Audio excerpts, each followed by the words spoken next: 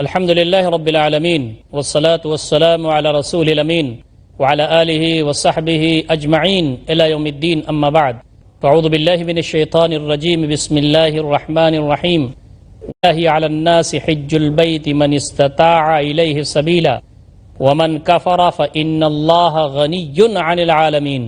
محترم ناظرین کرام، قابل احترام بزرگوں، نوجوان بھائیوں، عفت مآب ماں اور بہنوں، السلام علیکم ورحمۃ اللہ وبرکاتہ۔ حج اور قربانی کے اس مخصوص پروگرام میں آپ تمام کا خیر مقدم ہے۔ اللہ رب العزت نے حج فرض قرار دیا ہے۔ مسلمانوں پر یہ ذمہ داری عائد فرمائی ہے کہ وہ زندگی میں ایک بار اللہ تعالیٰ کے گھر کی زیارت کریں، اور اللہ رب العزت نے حج کے پیچھے جو مقاصد رکھے ہیں اس کو پورا کرنے کی کوشش کریں۔ حج کے ساتھ ساتھ قربانی بھی اللہ رب العزت نے جوڑی ہے، اور اس سے یہ پیغام ہم تمام کو ملتا ہے کہ دین اسلام پر عمل کرنا اور دین اسلام کے لیے کوشش کرنا اور محنت کرنا یہ بغیر قربانی کے نہیں ہو سکتا۔ چھوٹی قربانی ہو یا بڑی قربانی ہو، اللہ رب العزت کی بارگاہ میں کی جائے، اور اللہ رب العزت کے راستے میں بغیر قربانی کے اللہ تعالیٰ کی جنت حاصل نہیں ہو سکتی۔ محترم ناظرین، حج کی فرضیت و اہمیت غیر معمولی ہے۔ آج ہم حج کی اہمیت پر انشاءاللہ گفتگو کریں گے۔ حج اللہ رب العزت نے فرض قرار دیا۔ قرآن مجید کی ایک آیت ہے جو آیت حج کے فرض ہونے پر دال ہے، اس کی دلیل ہے۔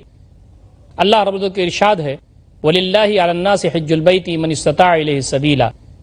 اللہ رب العزت کے لیے لوگوں پر حج کرنا فرض ہے۔ اللہ تعالیٰ کا حق ہے لوگوں پر کہ وہ حج کریں۔ من استطاع الیہ سبیلا، جو اللہ تعالیٰ کے گھر جانے کی استطاعت رکھتا ہو۔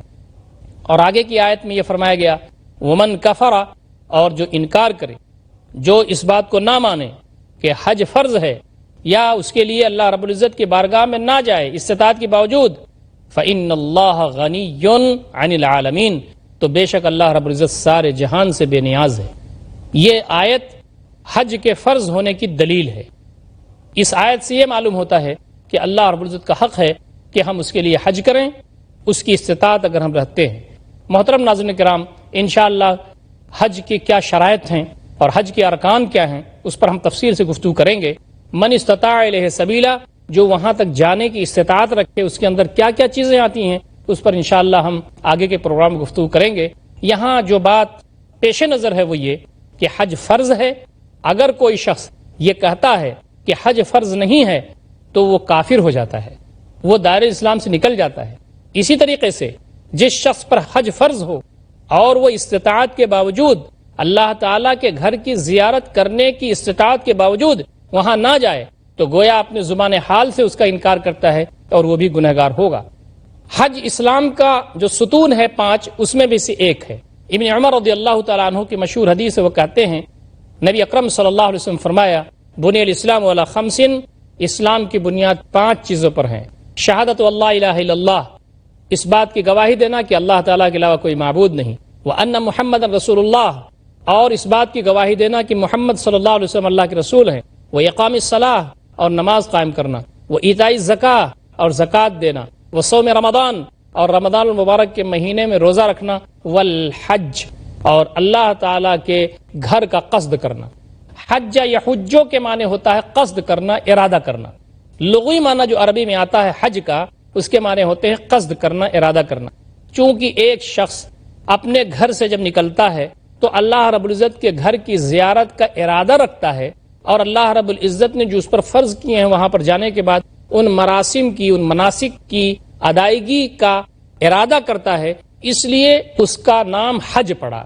حج کے معنی ارادہ کرنا، قصد کرنے کے ہیں۔ لیکن اصطلاح میں حج کے معنی یہ ہیں کہ اللہ رب العزت نے، نبی اکرم صلی اللہ علیہ وسلم نے جو طریقہ بتایا ہے مخصوص موسم میں، مخصوص ایام میں بیت اللہ شریف حاضر ہونے کا، طواف کرنے کا، سعی کرنے کا، رمی جمرات کرنے کا، قیام عرفہ کرنے کا، مزدلفہ میں رکنے کا، حج کرنے کا یعنی وہاں رمی کرنے کا، وہاں پر کنکری مارنے کا، یہ ساری چیزیں جو ہیں اس کو حج کہتے ہیں۔ تو اس مراسم اور مناسک کو جو نبی اکرم صلی اللہ علیہ وسلم نے بتا دیے ہیں، اس کی ادائیگی کرنے کا نام اصطلاح میں حج ہے۔ محترم بزرگوں اور دوستو، یہ حج فرض ہے، اور اللہ رب العزت فرماتے ہیں کہ یہ ساقط نہیں ہوتا، نبی اکرم صلی اللہ علیہ وسلم نے اس کی تعلیمات دی ہیں۔ اسی طریقے سے حضرت ابو ہریرہ رضی اللہ تعالیٰ عنہ کی ایک روایت آتی ہے کہ نبی اکرم صلی اللہ علیہ وسلم نے ایک مرتبہ ہمارے درمیان ہم کو اکٹھا کر کے ایک تقریر فرمائی۔ ان ابی ہریرہ رضی اللہ تعالیٰ عنہ، ابو ہریرہ رضی اللہ تعالیٰ عنہ سے روایت ہے، وہ کہتے ہیں قال خطبنا رسول اللہ صلی اللہ علیہ وسلم، نبی اکرم صلی اللہ علیہ وسلم نے ایک مرتبہ ہمارے سامنے تقریر فرمائی، ہم کو خطاب کیا۔ فقال، پس کہا، ایھا الناس، اے لوگو، فرض اللہ علیکم الحج، اللہ رب العزت نے تمہارے اوپر حج فرض قرار دیا ہے، اللہ تعالیٰ نے تمہارے اوپر حج فرض قرار دیا ہے، حج فرض قرار دیا ہے تو تمہیں حج کرنا چاہیے۔ فقال رجل، تو ایک آدمی نے کہا، اکل عام یا رسول اللہ، ہر سال اے اللہ کے رسول صلی اللہ علیہ وسلم، ہر سال؟ ایک سوال کیا، کوشچن کر لیا، ایک صحابی نے سوال کر لیا نبی اکرم صلی اللہ علیہ وسلم سے کہ ہر سال کیا حج کرنا ہے؟ فسکتا، تو نبی اکرم صلی اللہ علیہ وسلم خاموش رہے، حتی قالها ثلاثا، یہاں تک کہ آدمی نے 3 مرتبہ کہا، اللہ کے نبی صلی اللہ علیہ وسلم کیا ہر سال فرض ہے؟ اللہ کے نبی صلی اللہ علیہ وسلم کیا حج ہر سال فرض ہے؟ نبی صلی اللہ علیہ وسلم خاموش رہے۔ پھر اس نے پوچھا کیا ہر سال فرض ہے؟ آپ صلی اللہ علیہ وسلم خاموش رہے۔ پھر اس نے پوچھا کیا ہر سال فرض ہے؟ آپ صلی اللہ علیہ وسلم خاموش رہے۔ اس کے بعد آپ صلی اللہ علیہ وسلم فرمایا، فقال رسول اللہ صلی اللہ علیہ وسلم، تو نبی اکرم صلی اللہ علیہ وسلم نے فرمایا، لو قلت نعم، اگر میں کہہ دیتا ہاں، لوجبت، تو یہ حج کرنا ہر سال واجب ہو جاتا، یہ فرض ہو جاتا تمہارے لیے، وَلَمَا اسْتَطَعْتُمْ، اور تم پھر اس کی استطاعت نہیں رکھتے۔ بہت ساری روایات میں یہ بات آتی ہے کہ کثرت سوال سے نبی اکرم صلی اللہ علیہ وسلم نے روکا ہے۔ صحابہ کرام عام طور پر نبی اکرم صلی اللہ علیہ وسلم جو بات فرما رہے ہیں، اس بات کے بارے میں کوئی بات تھی، کنفیوژن ہوتا تو اس کو صحابہ کرام پوچھتے تھے، یا ان چیزوں کے بارے میں پوچھتے تھے جو آپ صلی اللہ علیہ وسلم نے پیشین گوئیاں کی ہیں، یا بعد کے آنے والے ایام کے بارے میں کچھ بتایا ہے تو اس کے بارے میں کچھ وضاحت چاہتے۔ غیر ضروری طور پر صحابہ کرام نہیں پوچھتے، یا نبی اکرم صلی اللہ علیہ وسلم سے اس طرح کی بات نہیں پوچھتے جس میں وہ تنگی میں پڑ جائیں۔ نبی اکرم صلی اللہ علیہ وسلم نے ایک حدیث میں فرمایا کہ تم سے پہلے کی قومیں اس لیے ہلاک ہوئیں کہ وہ کثرت سوال کرتے تھے، اپنے انبیاء سے زیادہ وہ پوچھتے تھے، اور وہ اپنے انبیاء سے اختلاف رائے بھی کرتے تھے۔ تو اس امت کو نبی اکرم صلی اللہ علیہ وسلم کی طرف سے یہ نصیحت ہے کہ زیادہ نہ پوچھیں، کثرت سوال نہ کریں، اور نبی اکرم صلی اللہ علیہ وسلم نے جو بات کر دی ہے وہ بات لے لیں۔ ایک جگہ ارشاد ہوتا ہے کہ تم چیزیں نہ پوچھو کثرت کے ساتھ، اگر تم کو بتا دی جائیں تو تمہیں بری لگیں، تو نبی تم کو جو دے رہے ہیں اتنی بات لے لو، اور زیادہ اس میں کٹ حجتی کرنا، زیادہ اس میں مین میخ نکالنا، زیادہ اس میں شوشے پیدا کرنا، اس کا مزاج بھی نہ بناؤ۔ اور اس کی شریعت میں ممانعت اس لیے کی گئی ہے کہ اور تنگی میں آدمی مبتلا ہو جاتا ہے۔ جب کوئی چیز اس کے سامنے ہے تو اس میں وسعت ہے، اور اگر آدمی تنگ کر لیتا اپنے آپ کو تو پھر پریشانی مبتلا ہو جاتا ہے۔ جیسے یہودیوں نے گائے کی قربانی کے سلسلے میں حضرت موسیٰ علیہ السلام سے سوال کر کے اتنی تنگی اپنے لیے پیدا کر دی کہ بعد میں اس پر عمل کرنا ان کے لیے بہت مشکل ہو گیا۔ تو گویا اس حدیث سے یہ بات ثابت ہوئی کہ زندگی میں ایک مرتبہ حج کرنا فرض ہے، اس کے علاوہ آدمی کرتا ہے تو وہ نفل میں ہے، لیکن ایک مرتبہ زندگی میں حج کرنا فرض ہے۔ یہ مسلم کی روایت ہے، یہ نسائی کی روایت ہے۔ ایک اور روایت جو ترمذی شریف کی آتی ہے، جس میں کہا گیا ہے کہ من ملک زادن، جو زاد راہ اختیار کرنے کی استطاعت جس کو ہو، وراحلتہ، اور سواری بھی اس کے پاس میسر ہو، تبلغہ الی بیت اللہ الحرام، جو زاد راہ اور سواری اس کو بیت اللہ تک لے جا سکے، ولم یحج، اور اس نے حج نہیں کیا، فلا علیہ ان یموت یہودیا اور نصرانیا، تو اللہ تعالیٰ کو کوئی ضرورت نہیں اس کی، چاہے وہ مرے یہودی ہو کر کے یا عیسائی ہو کر کے۔ بعض اور روایتیں بھی آتی ہیں جس میں یہ کہا گیا ہے کہ آدمی کے پاس استطاعت اگر موجود ہے اور وہ حج نہیں کرتا تو پھر وہ چاہے یہودی ہو کے مرے یا عیسائی ہو کے مرے۔ یہاں یہودی اور عیسائی اس لیے کہا گیا ہے کہ یہودی اور عیسائی وہ تھے جنہوں نے اپنے انبیاء کے ساتھ اچھا برتاؤ نہیں کیا، کثرت سوال کیا، وعدہ خلافیاں کی، بے وفائیاں کی، تحریف کیا ان کے شریعت میں، اور پھر وہ راندے درگاہ ہوئی اللہ تعالیٰ کی طرف سے، اور انہوں نے اپنے انبیاء کی تعلیمات کو بھلا دیا اور چھوڑ دیا۔ تو اب اگر کوئی شخص حج نہیں کرتا استطاعت کے باوجود تو گویا عملاً وہ یہودی یا عیسائی ہے۔ اب یہودی بن کر کے مرے یا عیسائی بن کر کے مرے، اللہ تعالیٰ کو کوئی سروکار نہیں ہے۔ قرآن مجید میں ارشاد ہوتا ہے کہ اعلان کر دیجئے حج کی، اور حج کرنے والے انشاءاللہ العزیز اللہ کے بندے جو اللہ تعالیٰ کے نیک بندے ہوں گے وہ ہر جگہ سے نکل پڑیں گے، امٹ پڑیں گے اور اللہ تعالیٰ کے گھر کی طرف نکلیں گے۔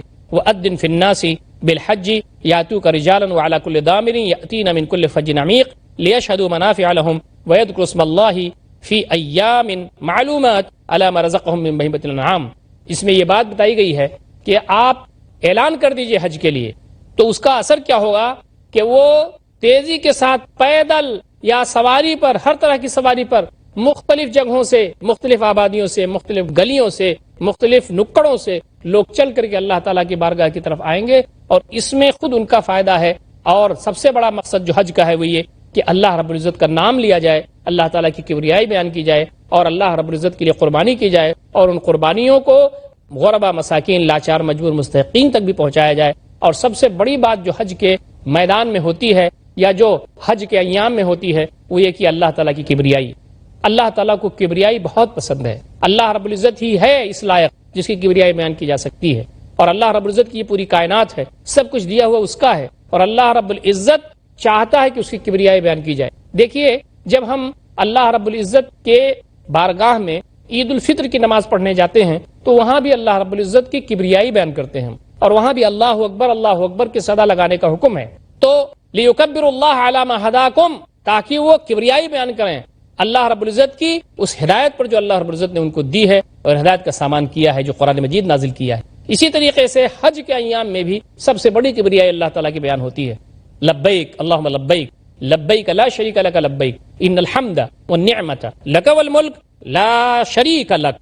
یہ جو کبریائی کا سلوگن ہے یہ اللہ رب العزت کو غیر معمولی پسند ہے، اور اللہ تعالیٰ اس سے خوش ہوتا ہے۔ محترم ناظرین کرام، وقت ہو گیا ایک چھوٹے سے وقفے کا، وقفے کے بعد انشاءاللہ ہم پھر حاضر خدمت ہوں گے اور حج کی اہمیت و فضیلت کے بارے میں انشاءاللہ گفتگو کا سلسلہ آگے بڑھائیں گے۔ والسلام علیکم ورحمۃ اللہ وبرکاتہ۔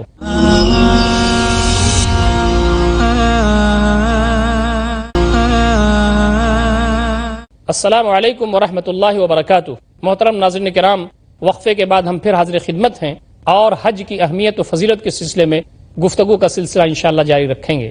اللہ رب العزت کو کبریائی بہت پسند ہے، اللہ تعالیٰ کی کبریائی بیان کیا جائے، اس کی عظمت بیان کی جائے، اور یہ بتایا جائے کہ پوری کائنات کا بادشاہ وہی ہے، اور پوری دنیا میں کوئی نہیں ہے جو اللہ رب العزت کی مرضی کے مطابق وہ سانس لے سکے۔ اللہ تعالیٰ کے رحم و کرم پر ہے، کوئی شخص نہیں ہے جو کسی کو ایک دانہ بھی دے سکے، جو دیتا ہے اللہ رب العزت دیتا ہے۔ لبیک اللہم لبیک، بار الہ ہم حاضر ہیں، بار الہ ہم حاضر ہیں، لبیک اللہم لبیک، لبیک لا شریک لک لبیک، ہم حاضر ہیں بار الہ، تیرا کوئی شریک نہیں ہے۔ ان الحمد، بے شک حمد، والنعمہ، اور نعمت، والشکر، یہ شکر سب تیری ہے، لا شریک لک، یہ ملک اور بادشاہت بھی تیری ہے، کوئی تیرا شریک نہیں، کوئی تیرا ساجی نہیں۔ اللہ تعالیٰ کو وحدانیت، اللہ تعالیٰ کو اخلاص، اللہ تعالیٰ کی طرف وارفتگی، اللہ تعالیٰ کی طرف بندہ جو دیوانہ وار حاضر ہوتا ہے اور اللہ رب العزت کی بارگاہ میں جو کبریائی بیان کرتا ہے، اللہ تعالیٰ کو یہ بات بہت پسند ہے۔ قال رسول اللہ صلی اللہ علیہ وسلم، نبی اکرم صلی اللہ علیہ وسلم فرمایا، من حج للہ، جس نے اللہ کے لیے حج کیا، فلم یرفث ولم یفسق، اور جس نے شہوت کی بات نہیں کی اور فسق و فجور کی بات نہیں کی، رجع، تو وہ لوٹے گا اس انداز سے کیوم ولدتہ امہ، تو وہ لوٹے گا جیسے کہ اس کی ماں نے اس کو جنا ہو، ایسا ہو جائے گا، سارے گناہ معاف۔ محترم حاضرین کرام، اس میں حقوق اور اس میں معاملات یہ معاف نہیں ہوتے، وہ تو اس وقت معاف ہوتے ہیں جب بندہ حقوق ادا کر دے۔ کسی کا کھیت اس نے قبضہ کر لیا ہے، کسی کا گھر قبضہ کر لیا ہے، کسی کا حق مار لیا ہے، یہ اس وقت تک معاف نہیں ہوتا جب تک کہ بندہ اس کی ادائیگی خود نہ کر دے اور اس کی تلافی نہ کر لے۔ یہ اللہ رب العزت کی سنت ہے، اس نے خود اس کے بارے میں فرمایا ہے۔ وقال رسول اللہ صلی اللہ علیہ وسلم، نبی اکرم صلی اللہ علیہ وسلم کے ارشاد فرماتے ہیں، ما من یوم اکثر ان یعتق اللہ فیہ عبدا من النار من یوم عرفہ، کوئی دن اتنا زیادہ اہمیت کا حامل نہیں ہوتا یا اتنا زیادہ اللہ تعالیٰ جہنم سے آزاد نہیں کرتے جتنا عرفہ کے دن اللہ تعالیٰ لوگوں کو جہنم سے آزاد کر دے۔ محترم ناظرین کرام، عرفہ کا جو میدان ہے اصلاً حج وہی ہے۔ نبی اکرم صلی اللہ علیہ وسلم فرمایا، الحج عرفہ، اصلاً حج کیا ہے؟ وہ عرفہ ہے۔ عرفہ کے دن بندہ اس میدان میں حاضر ہو، اللہ تعالیٰ سے روئے اور گڑگڑائے اور اللہ تعالیٰ سے اپنے گناہوں کی معافی مانگے اور اللہ رب العزت سے دعا کرے کہ بار الہ اس کو جنت عطا فرما دے، اللہ رب العزت اس کی دعا قبول فرماتے ہیں۔ تو فرمایا کہ اللہ تعالیٰ عرفہ کے دن جہنم سے جتنا آزاد کرتے ہیں لوگوں کو اتنا کسی اور دن آزاد نہیں کرتے۔ وَإِنَّهُ لَيَدْنُو، اللہ رب العزت آسمان دنیا کے قریب آ جاتے ہیں. ثم یباہی بہم الملائکہ، پھر یہ جو اس کے بندے ہیں، لوگ ہیں، اللہ رب العزت فخر کرتے ہیں ان بندوں پر اور فرشتوں سے کہتے ہیں کہ ان بندوں پر میں فخر کر رہا ہوں. فرشتوں کا معاملہ کیا ہے؟ فرشتوں کا معاملہ یہ ہے کہ وہ غلطی کر نہیں سکتے، وہ اگر گناہ کرنا چاہیں تو گناہ کر نہیں سکتے. اللہ تعالیٰ نے ان کو پابند کر دیا ہے کہ وہ صحیح کام ہی کریں، وہ تسبیح کریں اللہ تعالیٰ کی، وہ تحمید کریں اللہ تعالیٰ کی، اللہ تعالیٰ کی بارگاہ میں وہ سجدہ ریز رہیں، جو اللہ نے کہہ دیا ہے وہ کریں. ان کے اندر یہ طاقت ہی نہیں ہے کہ اللہ تعالیٰ کے حکم کے خلاف وہ کرنے کی سوچ بھی سکیں. یہ بندہ جس کو اللہ تعالیٰ نے پیدا کیا ہے، اس کو دونوں صلاحیتیں دی ہیں. وہ چاہے اللہ تعالیٰ کے دین پر عمل کر کے اللہ تعالیٰ کی بات بھی مان سکتا ہے اور اللہ تعالیٰ کی خلاف ورزی بھی کر سکتا ہے اس کے احکام کی. تو بندہ، شیطان اس کے پیچھے لگا ہوا ہے، ورغلاتا رہتا ہے، وسوسہ دیتا رہتا ہے، اس کے باوجود بھی بندہ اللہ تعالیٰ کی طرف یکسو ہوتا ہے، اللہ تعالیٰ کی کبریائی بیان کرتا ہے، اللہ تعالیٰ کے احکام کی پابندی کرتا ہے، اللہ تعالیٰ نے جو چیزیں اس کے لیے ضروری قرار دے دی ہیں اس پر عمل کرتا ہے. تو اللہ رب العزت کہتا ہے کہ فرشتوں یہ میرے بندے ہیں. دیکھو اللہ تعالیٰ فخر کرتا ہے ایسے بندوں پر اور فرشتوں سے کہتا ہے کہ دیکھو یہ ہے میرے بندے. یہ مسلم شریف کی روایت ہے اور نسائی کی روایت. نبی اکرم صلی اللہ علیہ وسلم کی ایک حدیث اور آتی ہے، آپ نے فرمایا تابعوا بین الحج والعمرہ، حج اور عمرہ کو بار بار کیا کرو، حج اور عمرہ کو بار بار کرو. آگے فرمایا فَإِنَّهُمَا يَنْفِيَانِ الْفَقْرَ وَالذُّنُوبَ، یہ دونوں چیزیں فقر و فاقہ اور گناہوں کو ایسے ختم کر دیتی ہیں کما ينفی الکیر خبث الحدید والذهب والفضہ، جیسے کہ آگ، وہ آگ جہاں گرم کی جاتی ہے، بھاتی جو چلتی ہے، آگ لوہے کے زنگ کو اور سونے اور چاندی وغیرہ کی جو علائشیں ہیں اس کو جیسے چھانٹ کر کے کنارے کر دیتی ہے، ایسے حج اور عمرہ یہ دونوں چیزیں بندے کی محتاجی کو اور بندے کی گناہ کو چھانٹ دیتی ہیں. اور آگے فرمایا وَلَيْسَ لِلْحَجَّةِ الْمَبْرُورَةِ ثَوَابٌ إِلَى الْجَنَّةِ، اور حج مبرور اس حج کو کہتے ہیں جو قبول ہو جائے، جسے اللہ تعالیٰ قبول فرما لے، جسے اللہ تعالیٰ کہہ دے کہ میں نے بندے کا یہ حج قبول کر لیا، جس میں کوئی قسم کی آلائش نہ ہو اور اللہ رب العزت کی نیک نیتی کے ساتھ کیا گیا ہو اور سارے آداب و شرائط کے ساتھ کیا گیا ہو، جس میں خشوع و خضوع ہو، جس میں کسی شخص کی حقوق اور کسی اور شخص کا حق نہ مارا گیا ہو، اس کے ساتھ زیادتی نہ کی گئی ہو، اللہ رب العزت سے تذلل اور عاجزی کی بنیاد پر کیا گیا ہو، وہ حج اللہ تعالیٰ قبول فرماتے ہیں. تو فرمایا کہ حج مبرور کا ثواب جنت ہی ہے. ترمذی نے اس کی روایت کی ہے اور نسائی ابن ماجہ میں بھی حدیث ملتی ہے. محترم ناظرین کرام، حج کی جو اہمیت ہے، اس کی جو فرضیت ہے، کتنی غیر معمولی ہے. نبی اکرم صلی اللہ علیہ وسلم کی مختلف احادیث سے یہ بات نکل کر کے سامنے آتی ہے اور قرآن مجید کی متعدد آیات اس کی شاہد ہیں اور اس کی رہنمائی کرتی ہیں. ابو ہریرہ رضی اللہ تعالی عنہ سے ایک روایت اور آتی ہے ان رسول اللہ صلی اللہ علیہ وسلم کہ نبی اکرم صلی اللہ علیہ وسلم سئل، آپ صلی اللہ علیہ وسلم سے پوچھا گیا ای العمل افضل، کون سا عمل سب سے زیادہ افضل ہے؟ فقال ایمان باللہ ورسولہ، تو نبی اکرم صلی اللہ علیہ وسلم نے کہا کہ اللہ اس کے رسول پر ایمان لانا.